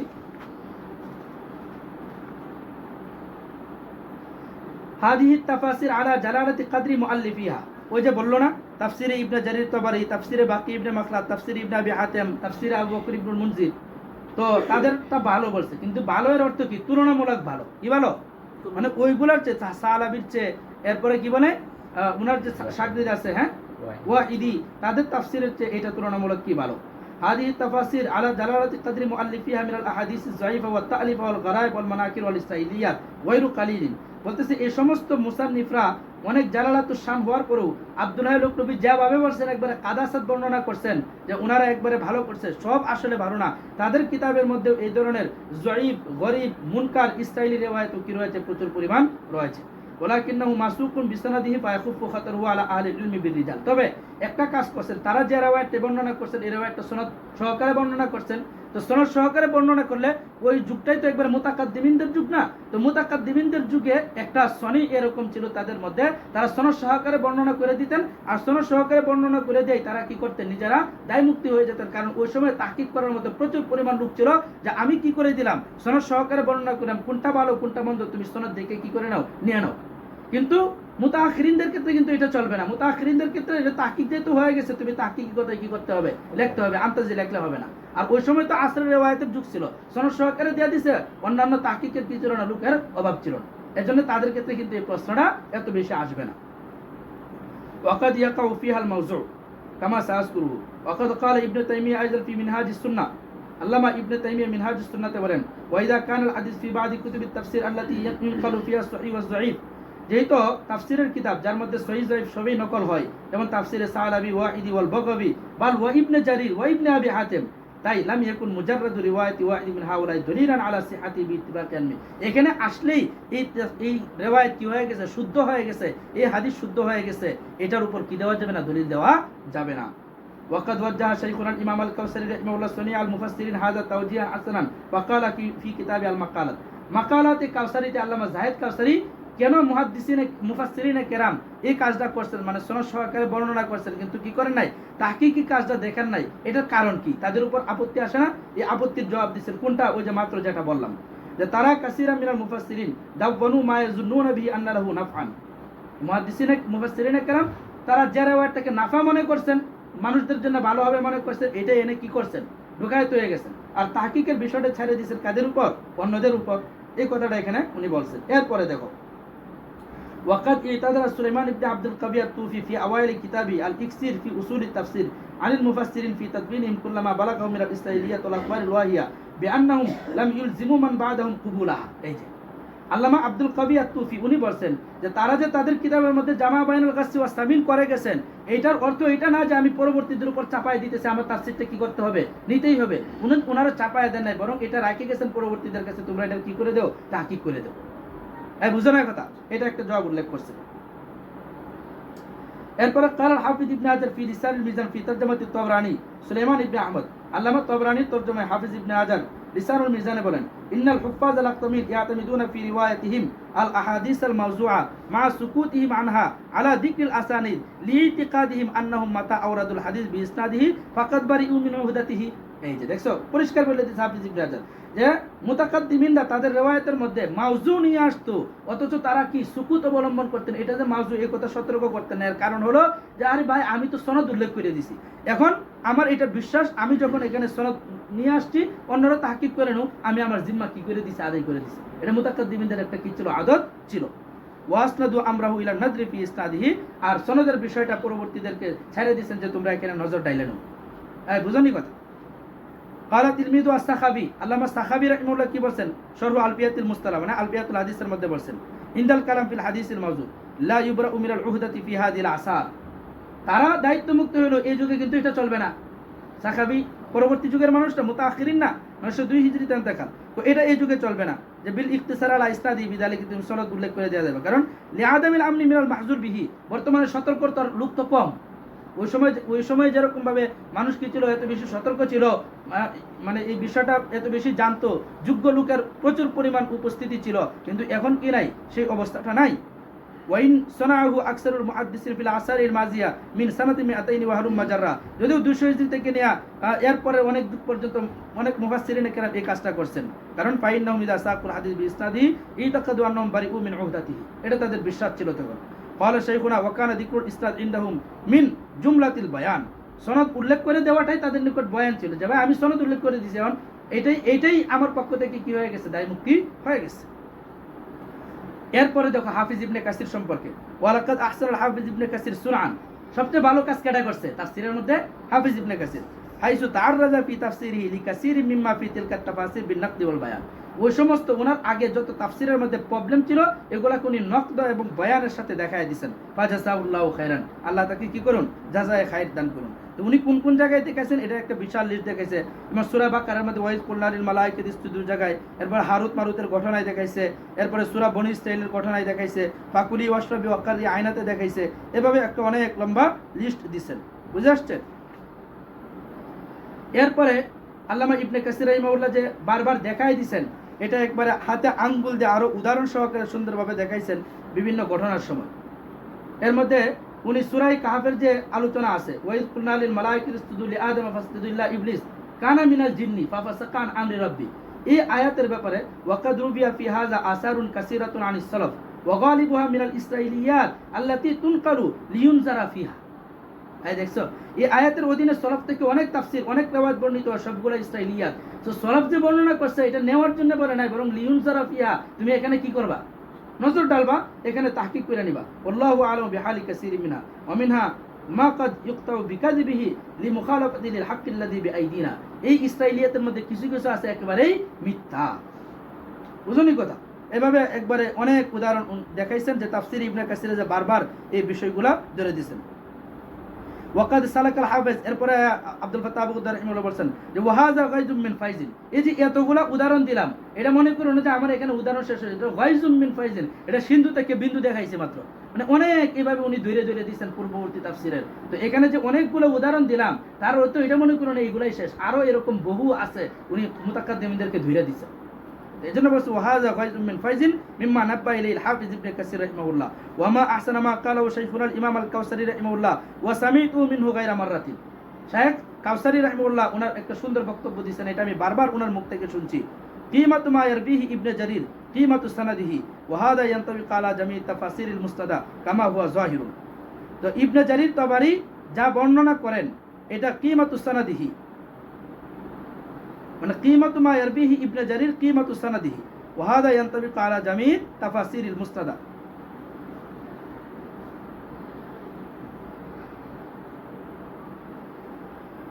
এই কথাটা অস্পষ্ট, হ্যাঁ, এটা পরে বলা হবে। তবে ওয়াকাদ সালাকাল হাফিজ ইবনে কাসির আলাইহি রাহমা ওয়া রিজওয়ান ফি তাফসিরিহি মাসলাকান হাসানান ফাবায়্যানা ইলাল আল আহাদিস ওয়া মাগামিজাহা। হাফিজ ইবনে কাসির রাহিমাহুল্লাহ উনি কিন্তু তাফসিরের ক্ষেত্রে খুব সুন্দর মসলক অবলম্বন করছেন, মানে ইলালে হাদিস যেসব হাদিসের মধ্যে আপত্তি রয়েছে সেগুলো উনি তুলে ধরেছেন। ওয়ালাম ইয়াকতাফি বিসারদি ইসনাদিহা ইত্তিকালান আলা মারিফাতি রুওয়াতিহা ওয়া মা ফিহি মিন জুরুইন আও মাতাইনা। ওইখানে শুধু সনদ উল্লেখ করে ক্ষান্ত হয় নাই, বরং সনদ উল্লেখ করার পাশাপাশি উনি কি করছেন, বক্তব্য দিয়েছেন যে এটা ভালো এটা মন্দ। লিইলমিহি আন্না ইলমার রিজাল, কারণ উনি ইলমে রিজালে কি ছিলেন, পারদর্শী ছিলেন। قد আকাল্লা قد আফালা নাজমুহু ফি জামানিহি ওয়া মা ক্বাবলাহু ফাজলুন আজমানিল মুতাহাদ। তো এই ধরনের ব্যক্তি তো এখন কি হয়ে গেছে, নাই হয়ে গেছে। এখন কথা হলো ওয়া মা হাযা ফাকাদ নাদ্দা মিনহু বা'দুল আহাদিস ফাআওরাদাহু বিসনাদি দুনা আন ইউনাব্বিহা ইলা ইল্লাতি ওয়া নাকার। এত তো সত্য, উনি তো মানুষ, এত তো সত্য নাদের সময় মাঝে মাঝে এই ধরনের ঘটনা ঘটছে, উনি সনদ সহকারে বর্ণনা করে চলে গেছে, অথচ এই সনদের মধ্যে ইল্লাত আছে, নাকারাত আছে, উনি কি করেন না, এটা তানবীহ করেন নাই। বুঝে আসছে? এর মধ্যে একটা হলো যে ওই তাফসিরে তাওবার মধ্যে এই ধরনের একটা ঘটনা ঘটছে। তো তাফসিরে তাওবার ক্ষেত্রে দেখা গেছে এখানে একটা হাদিস উল্লেখ করছেন, হাদিসটার মধ্যে একজন রাবি আছেন মুআন ইবনে রিফাত, বুখারী রাহিমাহুল্লাহ বলছেন মুনকারুল হাদিস লা তাহিল্লু রিওয়ায়াতু আনহু, কিন্তু তারপরেও আল্লামা ইবনে কাসির রাহিমাহুল্লাহ উনি কি করেন না, এখানে তানবীহ করেন নাই। তাই সর্বশেষ যে শেখ আব্দুল ফাত্তাহ বলতেছেন ওয়াইমকিনু আন নাকুলা, সর্বশেষ এটা বলতে পারি খায়রুত তাফাসিরিল মুসনাদা আল্লাতী বাইনা আইদিনা, মুসনাদ তাফসির যেগুলো আমাদের সামনে আছে তার মধ্যে সবচেয়ে ভালো তাফসির হলো তাফসির ইবনে কাসির, তাফসিরে ইবনে কাসির। ওয়ালাকিন কামা ক্বালাল মাসাল, তবে একটা বাগধারা তো রয়েছে, লা তা'দিমুল হাসানাউ জাম্মান, তুমি যতই সুন্দর হও তোমার কিন্তু কি রয়েছে, তোমার বিরুদ্ধে লোক রয়েছে। তো এটার ব্যাপারে কিছু আপত্তি রয়েছে। তো এটা মোটামুটি আমরা কি করলাম, এখানে জানলাম। এবার আমাদের আলোচনা সেটা হলো তাফসিরে রুহুল বায়ান সম্পর্কে। কি সম্পর্কে? তাফসিরে রুহুল বায়ান। তো তাফসিরে রুহুল বায়ান সম্পর্কে তোমাকে অবশ্যই জানতে হবে যে অনেকগুলো তাফসির সম্পর্কে তো আলোচনা করলাম, কিন্তু তাফসিরে রুহুল বায়ান সম্পর্কে তো কি করলাম না, আলোচনা করলাম না। তো 132 নম্বর পৃষ্ঠায় আয়সা তাফসির সম্পর্কে আবার আলোচনা করতেছে। তো এক কথাই বুঝে রাখো, তাফসিরে রুহুল বায়ানের লেখক হলো আল্লামা ইসমাইল হাক্কি। কে? আল্লামা ইসমাইল হাক্কি। খানসা হুজুর বলছেন এটা হলো মাজমাউল খুরাফাত। এটা মাজমাউল খুরাফাত। তো এখানে একটা ওই দিন আমাকে একজন গাজীপুর থেকে ফোন করে জিজ্ঞাসা করছে যে হুজুর, বড় একজন আলেম গাজীপুরের, অনেকেই চিনবে, আজহারের উস্তাদ, উনি এক মসজিদের খতিব। তো উনি অনেক বড় মাপের মুফতি সাহেব, উনি বয়ানের মধ্যে বলছে যে যখন ফেরেশতাদেরকে সেজদা করতে বলা হয়েছে তখন আগে আগে সেজদা করে লাইছে কেডা? ইসরাফিল। কে? ইসরাফিল আলাইহিস সালাম, সিংহা যে ফুৎকার দিব না, উনি। তো এইটার কারণে ওনাকে বিশাল একটা কি দেওয়া হয়েছে, ফজিলত দেওয়া হয়েছে, মানে ওনার কপালের মধ্যে কোরআন লিখে দেওয়া হয়েছে। কথা বুঝা নাই? ওনার কপালের মধ্যে কি লিখে দেওয়া হয়েছে? কোরআন লিখে দেওয়া হয়েছে। এই যে বয়ান করছে, এখন তো পরে অন্যরা এসকাল করছে বলতে মানে আমার ছাত্র না, এজন্য তার কি লাগছে, ফটকা লাগছে। পরে সে আমাকে ফোন দিছে, পরে আমি বললাম যে এটা কোত্থেকে কইছে বয়ান, পরে বলছে যে এটা আছে হলো মানে ওই যে আপনার খুতুবাতে জুলফিকার, আল্লামা জুলফিকার আহমদ নকশবন্দি, ওনার বয়ানের মধ্যে আছে। তখন আমি বলছি যে এখানে তো অনেক নাকারাত মাওজুআত আছে, আচ্ছা দেখি আমি এটা কোত্থেকে আনছি। তো খুতুবাতে জুলফিকার এখানে নাই, কিন্তু তারপর আমি তাফসীরের কিতাবে হাত দিছি, যাচ্ছে এটা কোথায় আছে দেখি। পরে খুঁজতে খুঁজতে পাওয়া গেলাম ইসমাইল হাক্কির কিতাবের মধ্যে আছে কিলা। কি কইয়া? কিলা বলা হয়। উনি 1300-1400 হিজরি মানুষ, উনি কিলা কইয়া এই সমস্ত কাহিনী করে চলবে, এটা বাসরাত দলিল লাগবে না, বাসরাত দলিল লাগবে। তখন বললাম যে না, এটা চলবে না। তো এই ধরনের কাঁচা কাঁচা মজু আছে কোন জায়গার মধ্যে? ইসমাইল হাক্কির রুহুল বায়ান, এই জন্য এটা মাজমাউল খুরাফাত। আর এখন আমাদের ওয়াইজরা কি করে, এখান থেকে ওয়াজ করে বেশি, বুঝো এলা অবস্থা। ومما يدخل في موضوع هذه التتمة بعض كتب التفاسير التي يكثر فيها إيراد الحديث من غير سند। এখানে আরো আলোচনা করতে হবে কিছু তাফসীর সম্পর্কে যেগুলোর মধ্যে সনদ সহকারে সনদ দ্বারা হাদিস আনা হয়, কা তাফসীর আজ-জামাখশরী ওয়াল বাইজাবি ওয়া আবি সাউদ, ফাইন্না মুআল্লিফিহা লিইনসিরাফিহিম আন ইশতিগাল বিইলমিল হাদিস, কারণ তারা ইলমে হাদিসের মানুষ না হওয়ার কারণে ইউরিদুনা ফিহা আসনা কালামিহিম আহাদিসা বা'দুহা সহিহুন ওয়া বা'দুহা যঈফুন ওয়া বা'দুহা মুনকারুন আও মাওযুউন, তাদের তাফসীরের মধ্যে সহিহ, যঈফ, মুনকার, মাওযু অনেক বেশি চলে এসেছে। ولذلك هذا العلماء المحدثون النقاد بيان حال تلك الاحاديث, এজন্য নুকাদ মুহাদ্দিসিনে কেরাম সেই সমস্ত হাদিসের অবস্থা বাস্তবতা তুলে ধরার জন্য নিজেদেরকে প্রস্তুত করেছেন। ওয়াকাশাফু আমরা সহিহ মিনহা মিন গায়রিহি, এবং সেখানে সহিহ এবং গায়রে সহিহ পার্থক্য করে দিয়েছেন। ওয়াবায়ানুহু আলা খাইরি ওয়াজহিন, এবং উত্তমভাবে সেটাকে পরিষ্কারভাবে বর্ণনা করে দিয়েছেন। ফাআল্লাফাল হাফিজ জামালউদ্দিন আবু মুহাম্মদ আব্দুল্লাহ ইবনে ইউসুফ আল হানাফি আস-সাইলাই কিতাবাহুল কবির ফি তাখরিজ আহাদিস তাফসীরিল কাশাফ, তাফসিরে কাশাফে যত হাদিস আসছে এগুলো যদি জানতে চাও এগুলোর মান কেমন, তাহলে তুমি তাখরিজ আহাদি আল-কাফ ইশ-শাফ ফি তাখরিজ আহাদিসিল কাশাফ এটা দেখতে পারো। কারণ হলো যে প্রথমে তো জামালউদ্দিন সাইরাই রাহিমাহুল্লাহ লেখছেন তাখরিজ আহাদিসি তাফসিরুল কাশাফ, আর এটার ইখতিসার করে দিয়েছেন আল্লামা ইবনে কাসির রাহিমাহুল্লাহ, নাম দিয়েছেন আল-কাফ ইশ-শাফ ফি তাখরিজ আহাদিসিল কাশাফ। ওইখানে যদি আসো তাহলে তাফসিরে কাশাফের যে সমস্ত হাদিস আছে এগুলোর হুকুম সম্পর্কে তুমি সুন্দরভাবে জানতে পারবা। কামা সাররা বিযালিকা ফি ফাতিহাতি وهذا التخريج ينفع في معرفة أكثر ما أورده البيزبي وأبو سعود من في تفسير إمام الأحاديث। তো তাফসিরে কাশাফের হাদিস সম্পর্কে যেরকম ভাবে এখানে তুমি জানতে পারবা, অনুরূপভাবে তাফসিরে বাইজাবি এবং তাফসিরে আবু সঈদের যেসব হাদিস আসছে সেগুলোর হুকুম সম্পর্কেও এখানে কি করা হয়, আলোচনা করা হয়। কারণ একটা তাফসির থেকে আরেকটা তাফসিরে কি করা হয়েছে, এই রিওয়ায়াতগুলো নেওয়া হয়েছে। ওয়ায়াতাহিতু বিহাদি তাফসির আইজান তাফসিরুর রুহুল বায়ান ফি তাফসিরুল কুরআন। এখানে আরেকটা তাফসির আছে তাফসিরুর রুহুল বায়ান। ইসমাইল হাকিয়াল ওয়াইজ আস-সুফি, উনি সুফি মানুষ, আবার কি মানুষ, ওয়াইজ মানুষ, 1137 হিজরিতে ইন্তেকাল। ফাকাদ নাফাকাত আলাইহি ফি তাফসিরি হাদিহিল আহাদিস যায়িফ ওয়াল মাওযু নিফাকান কাবীরান। তো তার এই কিতাবের মধ্যে প্রচুর পরিমাণ যায়িফ এবং মাওযু হাদিস কি করছে, ঢুকছে। ইয কানা রাহিমাহুল্লাহু তাআলা লা ইয়াদালহু বিইলমিল হাদিস, কারণ উনি কি ছিলেন না, ইলমে হাদিসের লোক ছিলেন না। ক্বালা শাইখুনা আল কাউসারি রাহিমাহুল্লাহ ফিল মাকালাত, এজন্য জাহিদ কাউসারি রাহিমাহুল্লাহ উনি মাকালাতে কাউসারিতে বলেন ওয়ালিল উআজি শাগাফুন আযীমুন বিতাফসিরিহি লিমা ফীহি মিনাল হিকায়াতিল মুরাক্কিকা লিল কুলুব। আরে বাবা, মানে ওয়ায়াজ যারা আছে, ওয়ায়াজ এই কিতাবের উপর হুমরিকায় পড়ে, কারণ এই কিতাবের মধ্যে এমন এমন ঘটনা আছে এগুলো বর্ণনা করলে মানুষকে আহারে আহারে মানে চোখ দিয়ে পানি জড়ায়, হৃদয় নরম হয়ে যায়। আরে ভাই, এটা তো রাসূলের হাদিস তো লাগবে, রাসূলের হাদিস ছাড়া কি হবে? এই দেখো তো কেটা ফোন দিতেছে, বলো অনেকক্ষণ ফোন দিতেছে, বলো হুজুর ক্লাসে আছে। আচ্ছা, ওয়াফি নুকুলুন কাসীরাতুন আন কুতুবিন ফারসিয়া, এই তাফসীরের মধ্যে আবার কি আছে, ফারসি কিতাব সমূহ থেকে অনেক নকুল আছে। ওয়াফি কাসীরুম মিন ইশারাতিস সুফিয়া, সুফিদের ইলহাম এই কিতাবের মধ্যে প্রচুর পরিমাণ আছে। বাল ইউকসিরুন নাকলা ফীহি মিনাত তা'বিলাতিন নাজমিয়া লিসাইবি মানারাতিস সাইরিন ওয়া ফীহা আইজাম মিন উজুহিল বায়ান মা তাস্তালিজুল আসমা। এবং এমন এমন বয়ান আছে যে শুনলে কি লাগতে আছে, ভালোই লাগতে আছে। ইল্লা আন্নাহু লা ইয়াতাহাশা আনিন নাকলি মিন কুল্লি কিতাবিন ওয়া আন কুল্লি মান হাব্বা ওয়া দাব্বা। তবে উনি কিন্তু বিরত থাকেন না, মানে যা শুনে তাই বর্ণনা করে। হাব্বা ওয়া দাব্বা মানে কলিমুদ্দিন সলিমুদ্দিন থেকেও কি করে, উনি রিওয়ায়াত করে। বুঝো না কথা? এই বলতো ওয়ালাকাদ ওয়াকাফতু লাহু আলা কালামিন লা ইউকতা মিনহুল আজাব ফি দিফাইয়ান ইরাদ। এখন কথা হলো যে ওনার ব্যাপারে বারবার আপত্তি করা হয় যে আপনি আপনার কিতাবের মধ্যে এই সমস্ত কাহিনী কেন আনছেন, হ্যাঁ মাওযু রিওয়ায়াত কেন আনছেন। তো এটার জবাব দিছে উনি। এই জবাব শুনে তো একবার আকাশ থেকে পড়তেছে ইলমে হাদিসের মানুষরা, মাথা নষ্ট হয়ে গেছে। কি জবাব দিলেন আপনি, মানে আপনি যে এত কাঁচা মানুষ, এত কাঁচা কাজ করলেন, এটা তো ঠিক হয় না, মানে এত নিচে নামতে পারেন আপনি, মানে এই জবাব দিতে যায়। মানে কয় কি কয়, রাসূল সাল্লাল্লাহু আলাইহি ওয়াসাল্লাম যে বলছে যে মান কালা আলাইয়া মা লাম আকুল ফালইয়াতাবাওয়া মাকআদাহু মিনান নার, কইছে না? যে ব্যক্তি আমার নামে মিথ্যা বলে সে কোথায় যাবে, জাহান্নামে যাবে। তো এখানে রাসূলের বিরুদ্ধে যদি কাজ করা হয় তাহলে সে কোথায় যাবে, জাহান্নামে যাবে। কিন্তু রাসূলের পক্ষে যদি হাদিস বানানো হয় তাহলে সে জাহান্নামে যাবে না। আমি তো রাসূলের পক্ষে বলতেছি, রাসূলের দ্বীনের পক্ষে বলতেছি, আমি তো রাসূলের ধর্মের বিরুদ্ধে তো বলতেছি না। তাহলে আমাকে কেন এই ধরনের অভিযোগ করেন? ইন্না লিল্লাহি ওয়া ইন্না ইলাইহি রাজিউন। তো ওই হাদিস কি শুধু পক্ষে বিপক্ষ, মানে শুধু রাসূলের বিপক্ষের জন্য না, পক্ষ বিপক্ষ যে কোনোই হোক, কোনো হাদিসই বানানো যাবে না, কোনো হাদিসই বানানো যাবে। দেখো এই মানে এই জবাব দেখে একবার ইলমি হাদিসের মানুষ টাটকে গায়ে গেছে যে এটার জবাব কি দিব এখন তাহলে। আচ্ছা দেখো, উনি কয় ক্বালা ফি আখিরি তাফসিরি সূরাতি তাওবা, সূরা তাওবার শেষে যায় এই কথাটা উনি বলছেন। ওয়ালাম, জেনে রাখো ভাইরা, আন্নাল আহাদিস আল্লাতী যাকারা সাহিবুল কাশফ ফি আওয়াখির হাদিস সূরা ওয়া তাবিআহুল কাজী আল বাইজাবি ওয়াল মাওলাভী আবু সঈদ রাহিমাহুল্লাহ মিন আদিল্লাতিল মুফাসসিরিন قد أكثر العلماء والقول فيها। তো এই যে দেখো প্রত্যেকটা সূরা তাফসীরের ব্যাপারে, প্রত্যেকটা সূরার ফজিলতের ব্যাপারে হাদিস আনছে না, বাইজাবি, আবু সঈদ, এরপরে কি এরপরে কি আপনার কাশফ ওয়ালারা। তো এটা এই যে এই প্রত্যেকটা সূরার যে ফজিলত বর্ণনা করা হয়েছে এগুলোর ব্যাপারে উলামায়ে কেরাম এর মধ্যে নাকি ইখতিলাফ হয়ে গেছে। ফামিন মুসবিদিন ওয়া মিন নাফিন, তো কেউ এটা আছে আর কেউ নাই। আসলে ইলমে হাদিসের লোকরা কি কয় এটা নাই, এটা বাতিল, কিন্তু উনি এমনি নিজের থেকে ইখতিলাফ দ্বারাই দিয়েছেন। বুঝো না কথা? আচ্ছা, বিনা আলা জামি ওয়াজিহা কালিমা মাসগানি ওয়া গায়রি, যে কয় বাতিল, উনি ধারণা করে এগুলো নাকি মাওযু।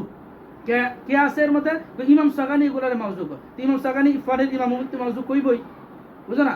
ইমাম সাগানির উনি কি দিতে আছে, ঠেলা দিতেছে, মানে আপনি কেন মাওযু কইলেন, মাওযু কই কি করেন নাই, ঠিক করেন নাই। আচ্ছা দেখো, ওয়াল্লাহি লিহাদাল আব্দুল ফকির সামাহুল্লাহুল কাদির, কিন্তু আমার আব্দুল ফকিরের, মানে আমি দুর্বল বান্দা, আমার একটা জবাব এখানে উদিত হয়েছে। সেটা কি? আন্না তিলকাল হাদিস লা তাখলু ইম্মা আন তাকুনা সহিহা কাবিয়া, ওই হাদিসগুলো হয়তো সহিহ আও সাকিমা জয়ীবা অথবা জয়ীব আও মাকজুবা মাউজুয়া অথবা কি মাউজু, এই তিনটার একটা তো হইব। আচ্ছা, ফাইন কানা সহিয়াতুন কাবিয়াতুন ফালা কালামা ফিহা, সহিহ হলে তো সমস্যা নাই, নেওয়া যাবে।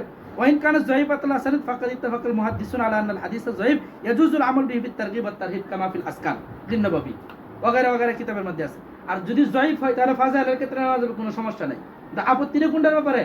মওজুর ব্যাপারে। মওজুর ব্যাপারে জবাব দিতেছে ওয়াইন কানাত মওজুআতান, আর যদি মওজু হয় তাহলে এখানে আমি পড়ি না, আরো অন্যান্যরা জবাব দিছে ফাকাজ যাকারাল হাকিম ওয়া গায়রুহু, একটা ঘটনা উল্লেখ করতেছে, ঘটনা থেকে তোমাদের শিক্ষা নেওয়া উচিত। কি হাকিম এবং অন্যান্যরা উল্লেখ করছে যে আন্না রাজুলাম মিনাজ জুহাদ ইনতাদাবা ফি ওয়াজিল হাদিস ফি ফাজাইলিল কুরআন ওয়া সুওয়ারাহু, এক ব্যক্তি কুরআনের ফজিলতের ব্যাপারে হাদিস বানাইতো। ফাকিল লাহু, তখন ওই ব্যক্তিকে বলা হয়েছে লিমা ফাআলতা হাযা, তুমি এটা কেন করলো? ফাকালা রাআইতুন নাস যাহিদু ফিল কুরআন ফাহাবাবতু আন উরাকিবাহুম ফি, মানুষকে দেখতেছি কুরআন তেলাওয়াত থেকে বেনিয়াস হয়ে গেছে, তাই কুরআনের ফজিলত বানায় বানায় বলতেছি যেন মানুষ বেশি বেশি কি করে কুরআন পড়ে। আচ্ছা, ফাকিল লাহু, তখন ওই ব্যক্তিকে বলা হয়েছে ইন্না নবী সাল্লাল্লাহু আলাইহি সাল্লাম কাল, রাসূল তো বলেছে মান কাযাবা আলাইয়া মুতাআম্মিদান ফালিয়াতাবাওয়া মাকআদাহু মিনান নার, যে ব্যক্তি রাসূলের নামে মিথ্যা কইব সে জাহান্নামে যাইব। ফাকালা, তখন ওই ব্যক্তি জবাবে কয় আনা মা কাযিবতু আলাইহি ইন্নামা কাযিবতু লাহু, আমি তো রাসূলের বিরুদ্ধে কি করি নাই, মিথ্যা করি নাই, আমি তো রাসূলের পক্ষে কি কইতে আছি, মিথ্যা কইতে আছি। কামা ফি শারঈত তারগিব ওয়াত তারহিব আল মুসাম্মা বিফাতুল কাদির, দেখছো এই কথা, মানে উনি ওই ঘটনাটাতে দলিল পেশ করতেছেন যে আমার কিতাবের মধ্যে যেগুলা বা ওই সমস্ত কিতাবের মধ্যে যে সমস্ত মাওযু আছে এটার ব্যাপারে কেউ কি করবে না, আপত্তি তুলবে না, আলাদা। অর্থাৎ উনি বুঝাতে চাচ্ছেন আন্নাল কাযিবা আলাইহি ওয়া দিরা হাদা মিন কাওয়াইদিল ইসলাম ওয়া ইফসাদিশ শরিয়াত ওয়াল আহকাম, যে রাসূলের বিরুদ্ধে বানাইলে এটা ইসলামের জন্য ক্ষতি হবে। ওয়ালাইসা কাযালিকা আল কাযিবু লাহু, কিন্তু রাসূলের পক্ষে মিথ্যা বললে নাকি এটা ইসলামের কি হবে না, হ্যাঁ ক্ষতি হবে না, ইসলামের ক্ষতি হবে না।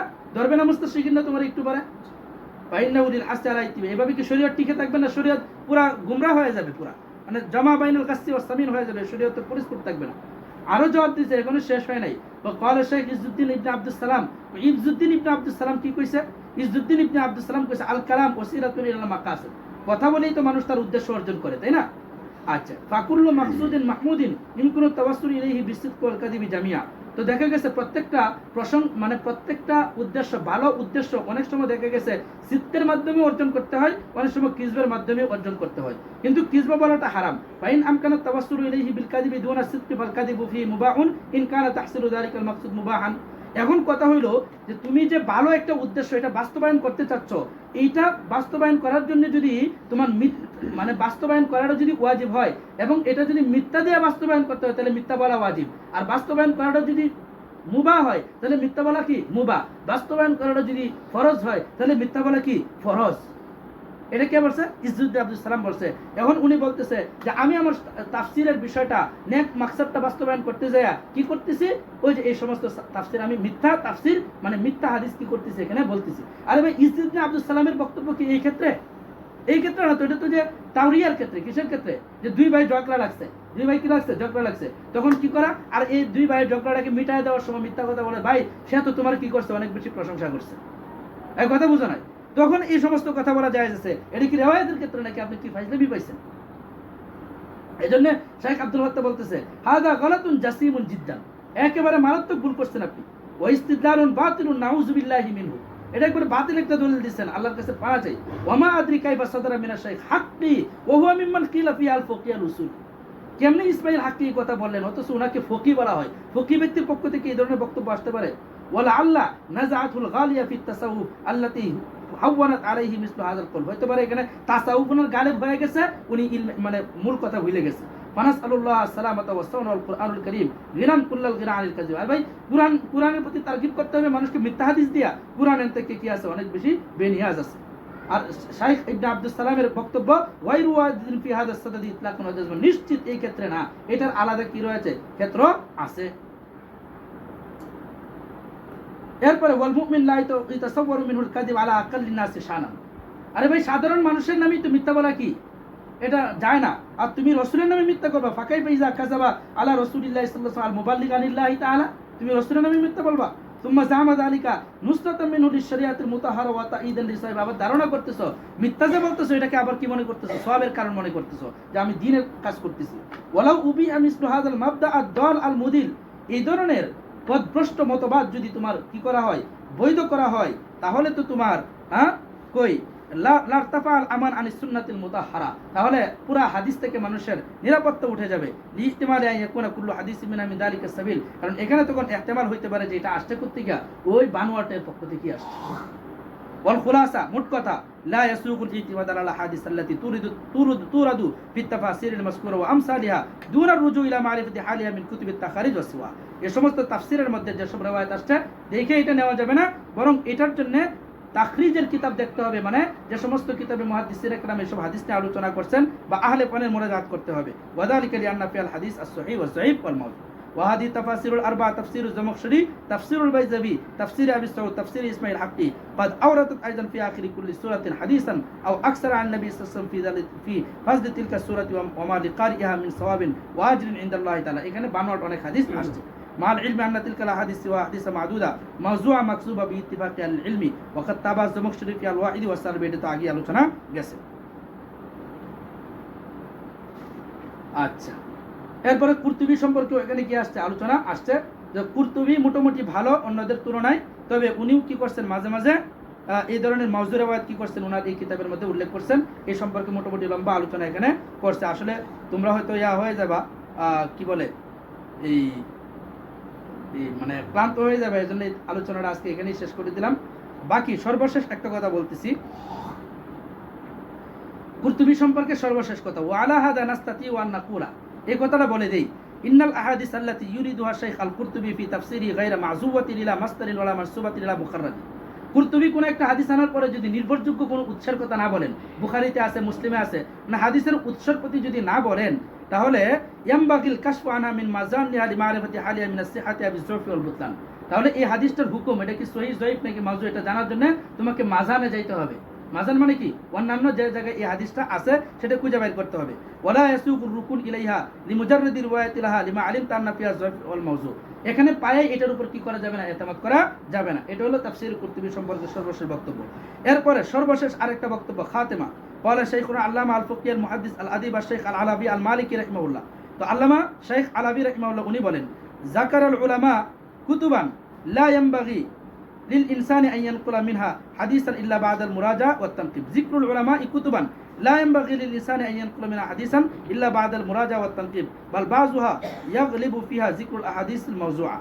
তো বলতেছে যে উলামায়ে কেরাম কোনো একটা কিতাবের নাম বলে দিলেই যে এই হাদিসটা অমুক কিতাবে আছে, এটা দেখে কি করবে না, তুমি এটার উপর এতেমাদ করবে না, বরং আসল কি করবে, মুরাজাত করার চেষ্টা করবে। ঠিক আছে? তো আজকে মোটামুটি তাফসীর সম্পর্কে আমরা গুরুত্বপূর্ণ কিছু বিষয় জানলাম। সর্বশেষ আমাদের আলোচনা, কেউ যদি বলে যে আমি কি করতে চাই, তাফসীর জানতে চাই, মানে কোনো জনসাধারণ যদি বলে যে আমি কোন কোন তাফসীর পড়তে পারি, তাহলে তার জন্য একটা সলিউশন দেওয়া দিব।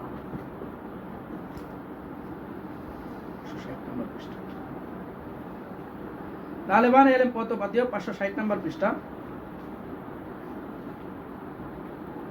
আপনি নিম্নোক্ত কিতাবগুলো অধ্যয়ন করতে পারেন, তাফসীর ইবনে কাসির, তাফসীর আবি সাউদ বা মুখতাসারু তাফসীর তাহরির ওয়াত তানবীর, মানে এটার ইখতিসার আর কি। এরপরে মুফরাদাতুল কুরআন, মানে রাগিব আসবাহানির মুফরাদাতুল কুরআন, আর তাইসিরুল কুরআনির রহমান, তাইসিরুল কারীম আর রহমান আব্দুর রহমান আস-সাদি বা আইসারুত তাফাসির আবু বকর জাবের আল জাযাইরি। এই কিতাবগুলো কি করা যায়, মানুষকে পরামর্শ দেওয়া যায়। এখন আমাদের সর্বশেষ আলোচনা যেটা, সেটা হলো যে আপনার জালালাইনে ইলমে হাদিসের দক্ষতা আমি কিভাবে অর্জন করতে পারি। জালালাইন জামাতে ইলমে হাদিসের দক্ষতা আমি কিভাবে অর্জন করতে পারি, 468 নম্বর পৃষ্ঠা। এটা হলো আমাদের সর্বশেষ আলোচনা আজকে। দেখুন, জালালাইনে আগে তো বলা হয়েছিল যে জালালাইনে কি কি কিতাব পড়া হবে, 4-5টা কিতাবের নাম বলা হয়েছিল। এর পাশাপাশি ফিকহুস সুনান ওয়াল আসার, ফিকহুস সুনান ওয়াল আসার এই কিতাবটাও পড়া যাবে। আল্লামা সৈয়দ আমিমুল ইহসান মুজাদ্দিদি রাহমাতুল্লাহ আলাইহি, আমিমুল ইহসান মুজাদ্দিদি আর ডাকুবি বলা হয়, ওনার মাকবারা কিন্তু ফরিদাবাদের পাশে সূত্রাপুরেই কি আছে, ওনার মাকবারা আছে। উনি কিন্তু অনেক বড় মাপের কি ছিলেন, মুহাদ্দিস ছিলেন আল্লামা আমিমুল ইহসান মুজাদ্দিদি। উনি 1394 হিজরিতে ইন্তেকাল করেন। তো ওনার সংকলিত কিতাব ফিকহুস সুনান ওয়াল আসার মূলত আহাদিস আহকাম বিষয়ক কিতাব। তবে তিনি এই বিষয়ে হাদিসসমূহের সঙ্গে উসুলউদ্দিন, আদাব, রিকাক ও জুহুদ বিষয়ক কিছু হাদিসও এই কিতাবে শামিল করেছেন। কিতাবটির বৈশিষ্ট্য এই যে কলেবরের দিক দিয়ে সংক্ষিপ্ত হলেও প্রত্যেক জরুরি অধ্যায়ের হাদিস এতে এসে গেছে। সংকলক মূল কিতাব থেকে হাদিসটি বের করে তারপর খণ্ড পৃষ্ঠার উদ্ধৃতি সংযুক্ত করেছেন। এই কিতাবটা যদি তুমি যারা লাইনে পড়তে পারো তাহলে মেশকাত তোমার জন্য ইজি হয়ে যাবে। মেশকাত তোমার জন্য কি হয়ে যাবে? ইজি হয়ে যাবে। পরবর্তীকালে রচিত কোনো কিতাবের উদ্ধৃতির উপর নির্ভর করেননি। মূল কিতাব থেকে যাচাই না করে পরবর্তী কোনো লেখকের উদ্ধৃতির উপর নির্ভর করে খণ্ড পৃষ্ঠা সংযুক্ত করার বিষয়টি সম্ভবত গোটা কিতাবের কোথাও নেই। মানে উনি এই কিতাবের মধ্যে যা লেখছেন হুবহু ওই মূল কিতাব মুরাজাত করে কি করছেন, উনি লেখছেন। কিতাবটির দ্বিতীয় বৈশিষ্ট্য এই যে অধিকাংশ হাদিসে কোনো না কোনো মুহাদ্দিসের উদ্ধৃতি কিংবা প্রয়োজনের স্থানগুলোতে নিজে তাহকিক করে সনদগত মান উল্লেখ করেছেন। মানে প্রত্যেকটা হাদিসের পাশাপাশি হাদিসের কি করছেন, মান উল্লেখ করছেন। এটা সাধারণ কথা না। এক্ষেত্রেও সংকলক সংশ্লিষ্ট কিতাবসমূহ সরাসরি পরে সেগুলোর খণ্ড ও পৃষ্ঠা উদ্ধৃতি সংযুক্ত করেছেন। এই ছোট কলেবর কিতাবটি লেখার জন্য তিনি বিভিন্ন বিষয়ে 233টি কিতাবের সহযোগিতা নিয়েছেন। একটা কিতাব লিখতে যায় উনি 233টি কিতাব মোতালা করছেন, সাধারণ কথা। কিতাবটির তৃতীয় বৈশিষ্ট্য এই যে হাদিসগুলোর মুখতালিফুল হাদিস, মানে হাদিসের মধ্যে ইখতিলাফ থাকে না, ইখতিলাফ থাকে তো এর অন্তর্ভুক্ত সেখানে জমা তারজি নস্ক এর নীতি অনুযায়ী আহলে ফনের উদ্ধৃতিতে কিংবা নিজে তাহকিক করে কোনো একটি সিদ্ধান্ত সংক্ষিপ্ত আকারে হলে উল্লেখ করেছেন।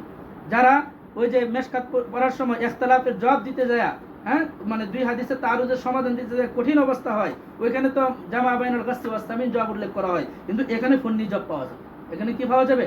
ফন্নি জব পাওয়া যাবে। শুনেছি কিতাবটি নাকি কোনো এক সময় জামিয়াতুল আজহারে নিসাবভুক্ত ছিল। আল আজহারে কি ছিল? এটা নেসাবভুক্ত ছিল। যদি আমাদের এই অঞ্চলেও কিতাবটি নেসাবভুক্ত করা হতো তাহলে খুব ভালো হতো। তো নেসাবের মধ্যে আনলেই তোমার পড়া লাগবে, নেসাবের বাইরে পড়া যাবে না, নেসাবের বাইরে পড়বা। কিতাবটি হেদায়া জামাতের জন্য খুবই উপযোগী। কোন জামাতের জন্য? এই যে যারা লাইনের জন্য। সরহে ব্যাখ্যায় জামাতেও চলতে পারে। পরিভাষার প্রয়োজনে ব্যাখ্যা কিতাবটি ভূমিকা অংশে মিজানুল আখবার নামে বিদ্যমান রয়েছে। এখানে বিভিন্ন পরিভাষা আছে। যেমন ধরো খা দিয়ে কি বোঝায়, মিম দিয়ে কি বোঝায়, খা দিয়ে বুখারী, মিম দিয়া মুসলিম। তো এই ধরনের পরিভাষার ব্যবহার আছে। মূল কিতাবের দরস শুরু করার আগে এই ভূমিকা ছাত্রদেরকে পড়িয়ে দেওয়া যেতে পারে। মুসান্নিফের আত্মজীবনী দ্বিতীয় সংস্করণ কিতাবটির শেষে সংযুক্ত। কিতাবটি দীর্ঘদিন যাবৎ পাওয়া যাচ্ছে না, সর্বপ্রথম 1379 এটা পাওয়া গেছে। তো দেখো এখানে এই জালালাইন জামাতে ইলমে হাদিসের দক্ষতার জন্য তুমি আগে যে বিষয়গুলো আছে ওই বিষয়গুলোর পাশাপাশি ফিকহুস সুনান ওয়াল আসার এটাও কি করতে হবে, আমাদেরকে করতে হবে। তাহলে মোটামুটি ফোনের সাথে আমার কি হয়ে যাবে, একটা সম্পর্ক হয়ে যাবে।